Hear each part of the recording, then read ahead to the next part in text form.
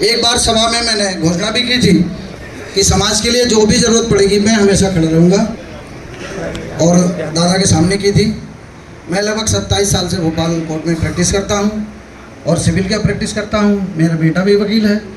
हमारी मातृशक्ति 2 बार हमारे यहाँ परिवार पे पधारी हैं, मैं उनको नमन करता हूँ। और हमसे उनसे ही प्रेरणा मिली है कि समाज में आना है, और मैं प्रेरित तो सबसे ज़्यादा दादा से हूँ। और दूसरा ये, आज मैं दूसरी बार ये बात कह रहा हूँ कि मैं वकालत का 27 साल पूरा कर चुका हूँ। अब जो मेरी उम्र बची है मैं समाज को दूंगा, समाज को जहाँ जरूरत पड़ेगी मैं वहाँ खड़ा मिलूँगा। और वकालत करने के लिए मेरे पीछे मेरा बेटा वकील है, मेरे भाई वकील हैं, बहू वकील हैं। वकालत करने के लिए उन लोगों की जिम्मेदारी है। अब सभी के सामने समाज में मैं प्रतिज्ञा करता हूँ, जहाँ मेरी ज़रूरत पड़ेगी सभी के साथ मैं हमेशा खड़ा मिलूँगा और शेष जीवन मैं समाज के लिए जीऊँगा। यही मेरा इतना कहना है। और भवन खाली कराने की बात है, समाज जहाँ खड़ा रहेगा वहाँ किसी की हिम्मत नहीं है कि कोई भवन खाली नहीं करेगा।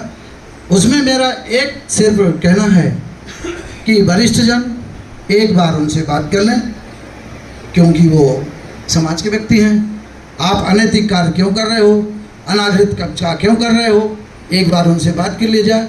दूसरी, भाई हमारे गोपाल भाई ने बात की कि समाज में पढ़े लिखे लोग नहीं हैं, IAS नहीं हैं, उसके लिए बड़ा विचारणीय प्रश्न है। उस पर हम सबको बैठ करके विचार करना पड़ेगा। और एक दिन में कोई IAS नहीं बनता, एक दिन में कोई डॉक्टर नहीं बनता, एक दिन में कोई इंजीनियर नहीं बनता। यदि हम युवा साथी, मानसिंह साथी लोग इस विषय पे, गोपाल भाई लोग, ज्ञान सिंह भैया, कैलाश भाई, सारे लोग अगर इस विषय पे चर्चा करी है, शुरुआत की है, तो उसको अंजाम तक पहुंचाएंगे। हम उसके सबके साथ रहेंगे और जो बच्चा शिक्षा के लिए आगे आएगा उसमें हम टीम बना के काम करेंगे और उसको आगे IAS तक, कलेक्टर तक, डॉक्टर तक, इंजीनियर तक जरूर पहुंचाएंगे। लेकिन वो विचारणीय प्रश्न इसलिए है कि उसमें समय लगेगा, उस पर गंभीरता से विचार करके काम करना पड़ेगा। क्योंकि आप उस पर समय नहीं देंगे तो कोई बच्चे आगे नहीं आ पाएंगे, उनकी मदद नहीं हो पाएगी। इसलिए योजनाबद्ध तरीके से उस पर अपने को काम करना पड़ेगा। दूसरा, एक चीज़ अभी जब मैं सबको सुन रहा था तो उस पर मुझे लगा कि अर्थ के बिना सब व्यर्थ है, और अर्थ जो होता है किसी एक व्यक्ति के पास जा रहा है।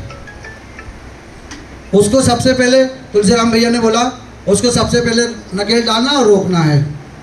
वो अर्थ अगर समाज के लिए बना था और समाज की संपत्ति है तो इंडिविजुअल व्यक्ति उसको नहीं इस्तेमाल करेगा और वो अपने घर में पैसा नहीं ले जाएगा, वो समाज के लिए खर्च होगा। बच्चों की पढ़ाई की भी बात आ रही थी, वो पैसा बच्चों की पढ़ाई में खर्च होगा। यदि आप लोग मेरी बात से सहमत हैं तो आज लोग उस भगवान के जयकारे के साथ